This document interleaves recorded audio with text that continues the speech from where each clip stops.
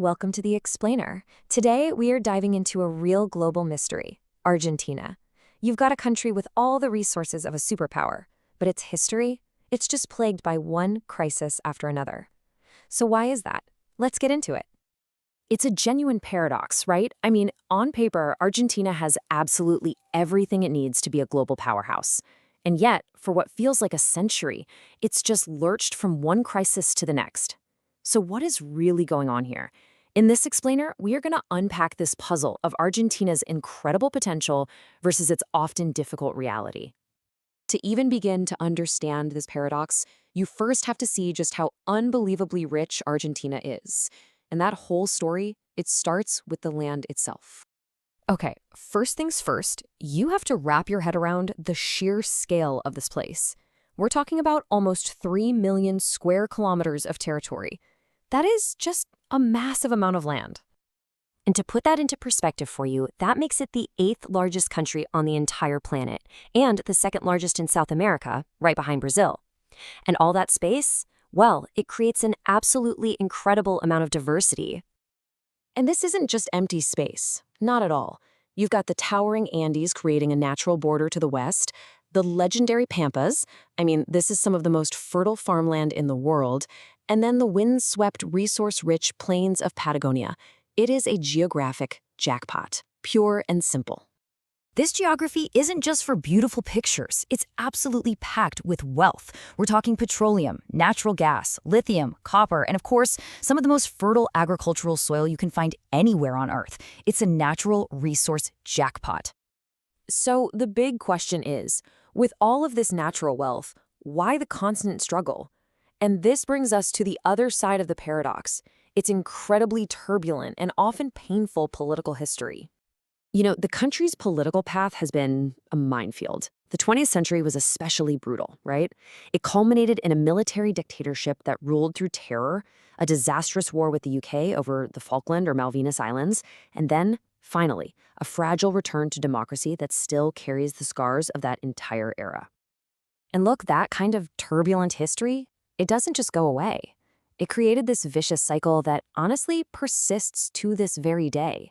You can see it in the chronic hyperinflation that just eats away at savings, the crippling foreign debt, and this really deep-seated political distrust that makes any kind of long-term progress incredibly, incredibly difficult. But here's where the paradox gets really, really interesting.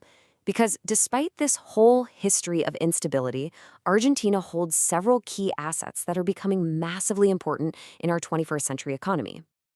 So, first up is something called Vaca Muerta. Now, this isn't just any old oil field. It's one of the largest shale oil and gas formations on the entire planet. If it's fully developed, this single resource could literally transform Argentina into a global energy player. And then there's this. Argentina sits on a critical corner of what's known as the lithium triangle. Now, why does this matter? Well, because lithium is the key ingredient, the magic dust, in the batteries that power your phone, your laptop, and the entire electric vehicle revolution. I mean, just look at the scale of this. We're talking about a single region that controls roughly 60% of the world's known lithium. Think about that. For any country out there that wants to build electric cars or smartphones, well, Argentina suddenly becomes an absolutely indispensable partner. And we can't forget its traditional strength, its original claim to fame. Those fertile pampas we talked about, they make Argentina a world-leading exporter of soybeans, corn, and beef.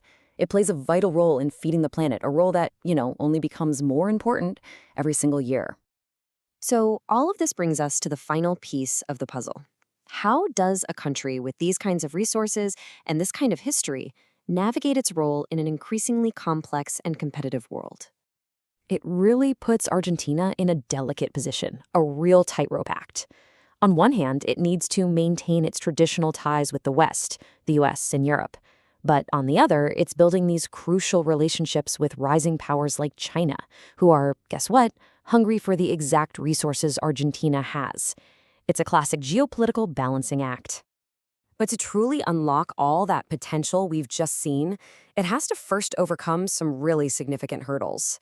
That means finally breaking the cycle of financial crises, modernizing the infrastructure it needs to get its resources to the world, and managing its long-standing competition with its neighbor Brazil for influence in South America. So, what's the big takeaway here? It's this. Argentina is standing at a truly fascinating crossroads.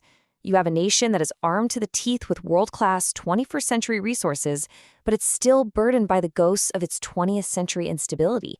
And all of that leaves us with one final crucial question.